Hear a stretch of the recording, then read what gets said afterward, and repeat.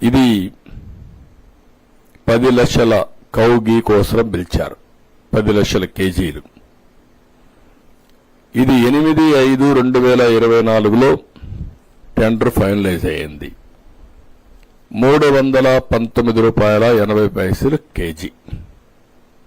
నేను అడుగుతున్నా, ₹319కు ఇప్పుడు పామాయిల్ రావడంలా, డాల్డా రావడంలా. ఆ పరిస్థితిలో మీరు టెండర్ పిలిచి ₹319.80కి మీరు టెండర్ కట్టబెట్టారు. అతను 12 జూన్ 2024 నుంచి సప్లై చేయడం మొదలుపెట్టాడు. అవి సప్లై చేసే కార్యక్రమంలో 2 ట్యాంకర్స్ 6/7/24 2, 15/7/24 2 ట్యాంకర్స్ సరిగా లేవని మా వాళ్ళు అనలైజ్ చేశారు. ఈవో ఇక్కడ ఒక విషయం మీకు చెప్పాలి. నేను ముఖ్యమంత్రి అవుతానే, ముఖ్యమంత్రి అయ్యే లోపలనే చీఫ్ సెక్రటరీ లీవ్ పెట్టి వెళ్ళాడు. ఆనాడు ఉండే చీఫ్ సెక్రటరీ. అతను అవుతానే ఇమ్మీడియట్ గా ఇన్ఛార్జ్ చీఫ్ సెక్రటరీని అపాయింట్ చేసుకున్నాం. అది అయిన తర్వాత నేను సీఎం స్వేరింగ్ ఇన్ చేశాను. నా ప్రమాణ స్వీకారం అవుతానే ఫస్ట్ పోస్టింగ్ ప్రైవేట్ సెక్రటరీ, నాకు ప్రిన్సిపల్ సెక్రటరీని అపాయింట్ చేశారు రవిని. అది అయిన తర్వాత నాకు ఎప్పుడు వెంకటేశ్వర స్వామి పైన ఒక ప్రత్యేకమైన శ్రద్ధ ఉంటుంది. నేను ఏ పోస్టింగ్స్ ఆలోచించలేదు. నేను ఆలోచించి ఉండే వాళ్ళందరిలో ఆలోచించిన తర్వాత ఎవరికి పోస్టింగ్ ఇస్తే ప్రక్షాళన ప్రారంభం అవుతుందని ఆలోచించి ఉండే వాళ్ళల్లో సరైన అభ్యర్థి అని శ్యామలరావు గారిని ఎంపిక చేశాను ఈవోగా. నేను పిలిచి చెప్పాను. అప్పుడు పోర్ట్ఫోలియోస్ కూడా ఇచ్చినట్లేదు.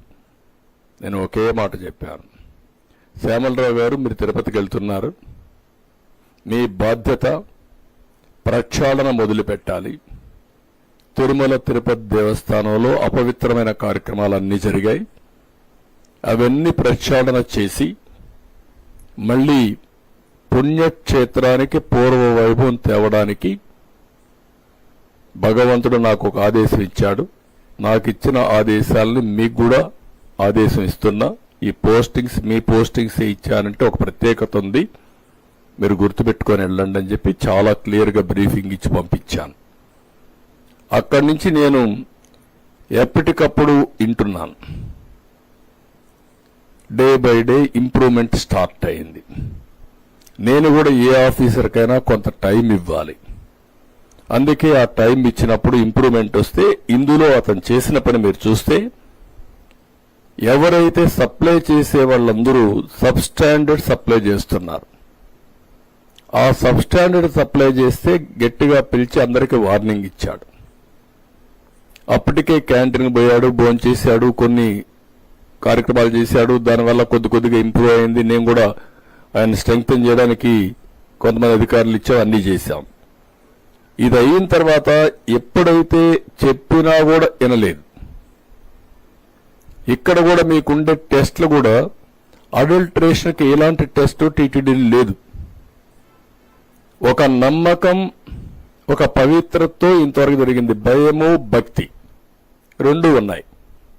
కాబట్టి భయం ఉంది దేవుడంటే అభిమానం, భక్తి ఉంది. కాబట్టి ఎవ్వరు కూడా అక్కడ తప్పుడు పనులు చేయకుండా సిస్టమేటిక్ గా చేసుకుంటూ వచ్చారు. అందుకే ఎక్కడ కూడా నాణ్యతా ప్రమాణాలు దెబ్బతినకుండా ముందుకు పోయే పరిస్థితి వచ్చింది. ఈ 5 ఏళ్లలో వచ్చే కొందికి లడ్డంతా కూడా మీరు చూసుంటారు. సెల్ఫ్ లైఫ్ ఎక్కువ ఉండే లడ్డు ఈ మధ్యకాలంలో 3 రోజుల్లో చెడిపోవడం, చెడు వాసన రావడం, అదే మాదిరిగా గుమగుమలాడవలసినటువంటి ఆ లడ్డు ఆ షేపు కూడా కేవలంగా ఏదో పాసిపోయినట్టు లైట్ కలర్లో కనపడడం. నేను పోయినప్పుడు నాకు కొన్ని రోజులు, నేను సీఎం అయినప్పుడు కూడా ముందు సీఎం కంటే ముందు పోతే చాలా కోపం కూడా వచ్చేది. అది తినాలంటే చాలా బాధ వేసేది. ఏంటి ఇవన్నీ మారిగా అయిపోయినాయని. కానీ దిగమింగుకున్నా. నేనేమన్నా మాట్లాడితే కావాలని అక్కస్తో మాట్లాడుతున్నారని చెప్పి అంటారనే ఉద్దేశం దిగమింగుకొని గమనున్నాను. అలాంటిది మీరు చూస్తే ఇక్కడికి వచ్చినప్పుడు 4 ట్యాంకర్స్, అప్పటికే 4 ట్యాంకర్స్ వచ్చేసాయి, దాన్ని వాడారు. 4 ట్యాంకర్స్ వచ్చాయి. 4 ట్యాంకర్ చెప్పినా ఎనలేదు కాబట్టి అక్కడి నుంచి ఈయనకుండే అధికారం ఉపయోగించుకొని ఎన్డీడీబీ ల్యాబ్కు పంపించాడు. ఎన్డీడీబీ ల్యాబ్కు పంపిస్తే అది 16/7/2024, 23/7/2024 రిపోర్ట్స్ బ్యాక్ వచ్చాయి. ఆ రిపోర్ట్స్ బ్యాక్ వస్తే ఆ రిపోర్ట్స్ ని బేస్ చేసుకొని అతను యాక్షన్స్ మొదలుపెట్టాడు. ఆ రిపోర్ట్స్ మీకు అందరికీ ఇచ్చాం. ఇది ఎన్డీడీబీ ఇచ్చిన రిపోర్ట్, నేను ఇచ్చిన రిపోర్ట్ కాదు, మా గవర్నమెంట్ తయారు చేసిన రిపోర్ట్ కాదు. ఇది నాణ్యత లేదనేది ప్రసాదం టేస్ట్ చేసిన ప్రతి ఒక్కరూ చెప్పగలుగుతారు. ఎందుకు నాణ్యత లేదు అనేది ఇంతవరకు ఎవరు ఎస్టాబ్లిష్ చేయని ఫ్యాక్టర్. ఈఓ కూడా చెప్పాడు, మీరు మార్చుకోండి అని చెప్పాడు. కొంతమంది కొంత ఇంప్రూవ్మెంట్ చూపించారు. దానివల్ల నాణ్యత కొంత పెరిగింది, భక్తుల్లో సాటిస్ఫాక్షన్ పెరిగింది. కానీ పూర్తిగా సాటిస్ఫాక్షన్ వచ్చిందా లేదా ఇంకా టెస్ట్ చేసుకోవాలి ఇంప్రూవ్మెంట్లో. ఎవరైతే ఈ కంపెనీ ఉందో వినకపోతే అది నబార్డ్ ల్యాబ్ పంపించారు ఎన్ఏబిఎల్ అక్రిడిషన్ కోసం. వీళ్ళ దగ్గర అది కూడా లేదు. దానికి కూడా 75 లక్షలే అవుతుంది. అది కూడా లేదు. అది పెట్టుకోవాల్సింది పెట్టుకోలేకపోయారు. అది పంపించినప్పుడు వాళ్ళు ఇచ్చినటువంటి షాకింగ్ రిపోర్ట్ ఇది. అందులో క్లియర్గా ఏదైతే ఇక్కడ పాయింట్ నెంబర్ 1 ఎస్ వాల్యూ, ఆ ఎస్ వాల్యూకి కోరిలేషన్ విత్ ఏమేమి ఇంగ్రీడియంట్స్ ఉన్నాయో చెప్పే విధానం. 86.62 ఎస్ వాల్యూ ఉంది. ఉండవలసింది 98.05 నుంచి 101.95 ఉండాలి. దీనికి కారణాలు ఏంటంటే soybean, sunflower, olive, rapeseed, linseed, wheat germ, maize germ, cottonseed, fish oil, ఇవన్నీ ఏదైనా ఉండే అవకాశం ఉంది. నెంబర్ 3 2 కూడా ఉంది, అది చదవడం లేదు, 3 చదువుతున్నాను. నెంబర్ 3 22.43 ఎస్ వాల్యూ ఉంది.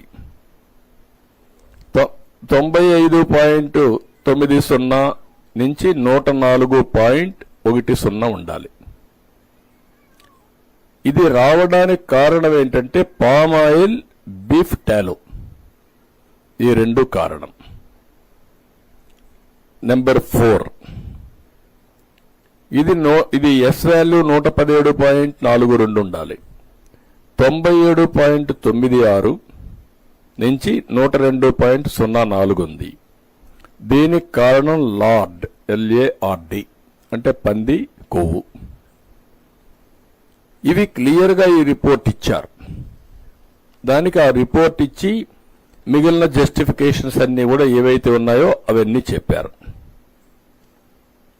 ఇక్కడికి వచ్చినప్పుడు ఇది చూసిన తర్వాత ఈఓ గారు సిన్సియర్గా వాళ్ళకి మెమోలు ఇచ్చాడు.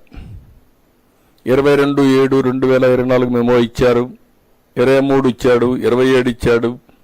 వాళ్ళకు రిప్లై ఇచ్చారు, మళ్ళా సెకండ్ మళ్ళా పంపించాడు. ఇవి సీరియస్ గా అతను చేయాల్సిందంతా పెనాల్టీ ఒక 5% వేయడం, వాళ్ళని బ్లాక్ లిస్ట్ లో పెట్టడం, ఇవన్నీ చేసి అబ్జెక్షన్స్ అన్ని వాళ్ళు చేసినట్టు కూడా మళ్ళా పంపించి ఆ రిపోర్ట్ పెండింగ్ ఉంది. అంటే వాళ్ళపైన యాక్షన్స్ అని చేసుకుంటున్నాడు. రెండోది ఒక ఎక్స్పర్ట్ కమిటీ వేశాడు. ఎక్స్పర్ట్ కమిటీ వేసి ఎవరైతే కొంతమందిని ఈ ఫీల్డ్ లో బాగా సురేంద్రనాథ్ అని dairy expert and former principal and scientist, NDRI Bengaluru, Vijayabhaskar dairy expert Hyderabad, Swarnalatha senior assistant professor, Mahadevan IIM Bengaluru, వీళ్ళందరితో కమిటీ వేసి కమిటీ రికమెండేషన్లు తెప్పించి దానిపైన యాక్షన్ స్టార్ట్ చేశాడు. ఇవన్నీ యాక్షన్ స్టార్ట్ చేసిన తర్వాత వాళ్ళు ఇచ్చిన రిపోర్ట్ బేస్ చేసుకుని మళ్ళా టెండర్స్ పిలిచాడు. 7/8/2024 10 లక్షల టన్ను కేజీలకి టెండర్లు పిలిచాడు. 4 డైరీస్ పార్టిసిపేట్ చేశాయి. అందులో messrs alpha milk food private limited, Hathras New Delhi L1, రెండోది MS Karnataka cooperative milk products and federation limited Bengaluru L2. వీళ్ళ రెండు కూడా 475.20 కోట్ చేశారు కేజీ. వాళ్లకు 65-35% ఈ వర్కులు అలాట్ చేశాడు. ఇప్పుడు అది ఫోర్స్ లో ఉంది. మళ్లీ ఇప్పుడు ఇంకో టెండర్ పిలిచి 26/9/24కి డేట్ పెట్టి 20 లక్షల కేజీల కోసం 800 కిలోమీటర్ల డిస్టెన్స్ పెట్టి ఒకటి పిలిచారు. అది వర్కౌట్ అవుతా ఉంది. ఎన్డీడీబీ ముందుకొచ్చారు, ఈ ల్యాబ్ కూడా మేము పెడతామని. ఇది జరిగినటువంటి వాస్తవాలు. ఇక్కడికి వచ్చినప్పుడు ఇవన్నీ కూడా జరిగితే ఈరోజు నేనై ఇనిషియేషన్ చేయలేదు, నేను ప్రక్షాళన చేయమన్నాను. ప్రక్షాళన చేస్తే ఎన్ని రావాలనో అన్ని విషయాలు బయటపడే పరిస్థితి వచ్చింది. భగవంతుడి యొక్క మహత్యం అనుకోవచ్చు, ఏదనుకోవచ్చు, ఇది కూడా వచ్చింది. ఇప్పుడు వచ్చినప్పుడు ఒక రాజకీయ పార్టీ ప్రవర్తించవలసిన తీరు, ఈరోజు ప్రపంచంలో ఉండే హిందూ మనోభావాలు దెబ్బతిన్నాయి. ఆ రిపోర్టు బయట రాకుండా దాచిపెడితే అక్కడ ఈఓ గాని మిగిలిన వాళ్ళు గాని రేపు ఎప్పుడన్నా బయట వస్తే మనోభావాలు ఏ విధంగా ఉంటాయి? ఆ రిపోర్ట్ వస్తే మీరు స్పందించి చేసిన తప్పుని క్షమాపణ కోరి, మీరు కనీసం బుద్ధి జ్ఞానం ఉంటే, మనోభావాలపైన గౌరవం ఉంటే, మీరు చేసినది తప్పు క్షమించరాని నేరం. ఇప్పుడే కాదు, చరిత్రలో ఎప్పుడూ క్షమించరాని నేరం ఇది. ఇది చరిత్రలో మిగిలిపోతుంది. తప్పుడు పని చేసినప్పుడు మీరు చాలాసార్లు చూసాం. పోలవరం రివర్స్ టెండరింగ్ అన్నారు. ఏమైంది? ఏం ఆదా చేశారు మీరు? మొత్తం ఈరోజు 6 ఏళ్లు వెనక్కెళ్లిపోయే పరిస్థితికి వచ్చింది. మళ్ళా ఎదురుదాడి చేసేస్తున్నారు. దీంట్లో కూడా మీరు చేసే తప్పుడు పని చేసి మళ్ళా ఎదురుదాడి చేసే, అంటే మీరు చేసిన తప్పని మీరు చేసింది రైట్ అని సర్టిఫికెట్ వల్ల, అంటే మీరు బాబాయిని చంపి వేరే వాళ్ళ పైన పెడితే నేను యాక్సెప్ట్ చేయాలనా? వెంకటేశ్వర స్వామికి అపచారం చేసి మళ్ళా మీరు ఎదురుదాడి చేస్తే, లేకుంటే ఆ రిపోర్ట్ని తారుమారు చేసి మీకు నేను సహకరించాలనా? అంటే ఏమనుకుంటున్నారు మీరు? నిన్నటి నుంచి చూస్తున్న ఒక్కొక్కరి స్టేట్మెంట్లు కడుపు రగిలిపోతుంది, గుండె తరక్కుపోతుంది, ఆవేశం వస్తుంది. ప్రతి ఒక్కరికి సెంటిమెంట్ ఉంటాయి. మీకు నమ్మకం లేకపోవచ్చు. నమ్మకం లేకపోతే మీరు దూరంగా ఉండండి. నేను ఎప్పుడు కూడా ఒకటే చేశాను, ముఖ్యమంత్రిగా ఉన్నంత వరకు మత సామరస్యాన్ని కాపాడడం నా బాధ్యత. రెండోది, నేను నచ్చిన దేవుడికి పూజ చేసుకోవడం నా కర్తవ్యం. అట్లని చెప్పి వేరే మతాలను ఎప్పుడు కూడా నేను ద్వేషించడం కానీ అపచారం చేయలేదు. ఒకసారి చర్చలపైన దాడులు జరిగితే నేనే ఇవన్నీ జరిగిపోతాయనే పరిస్థితికి మీరు వచ్చారంటే ఎక్కడికి పోతున్నారని అడుగుతున్నా. ఏంటి మీ ధైర్యం? ఏమనుకుంటున్నారు మీరు? ఇంత అపచారం చేసిన తర్వాత కూడా ఇప్పటికి కూడా మీలో ఒక్క మాట రిపెంటెన్సీ రాలేదంటే మిమ్మల్ని ఏమనాలి? మిమ్మల్ని ఏ విధంగా ట్రీట్ చేయాలి? ప్రజలు ఏ భాషలో చెప్పాలి? ఇంకా ఏ విధంగా వాళ్ళు రియాక్ట్ కావాలి? ఇప్పటికే మనోభావాలని దెబ్బతిని ఒక్కొక్కరు ఎమోషన్లో కుంగిపోయే పరిస్థితికి వచ్చారు. నిన్న పవన్ కళ్యాణ్ గారు కూడా ఈరోజు ఏదైతే జరిగిన అపచారానికి ఆయన ప్రాయశ్చిత్త యజ్ఞం చేసే పరిస్థితికి వచ్చాడు. ఎవరి పాటికి వాళ్ళు ఏంటి జరిగింది, ఏంటి అన్యాయం అంటే మళ్ళా నువ్వు ఎక్కిలు చేస్తున్నావు అంటే నీకు ఎవడిచ్చాడు ఈ అధికారం ఈ రాష్ట్రంలో? అసలు మీది మనిషి పుట్టుకని అడుగుతున్నాం. మీ ప్రవర్తన చూస్తే ఏదన్నా లెక్కలేదా మీకు? ఏదంటే చేస్తారా? ఏదంటే చేస్తే మేము సపోర్ట్ చేయాలన్నా మిమ్మల్ని? నేను ఎన్నోసార్లు మీకు కూడా చెప్పాను, ప్రజలకందరికీ చెప్పాను, ఎన్నోసార్లు చెప్పాను. ఒక వ్యక్తి నేరస్తుడు, అందులో కూడా కరుడు గట్టిన నేరస్తుడు, రాజకీయ ముసుగులో ప్రజల్ని మోసం చేయడం కోసం వచ్చినప్పుడు ఒక పేపర్ పెట్టుకొని, ఒక టీవీ పెట్టుకొని విషయాన్ని దింపుతూ అబద్ధాలని సత్యాలను చేయాలని ప్రయత్నం చేసే పరిస్థితి వచ్చినప్పుడు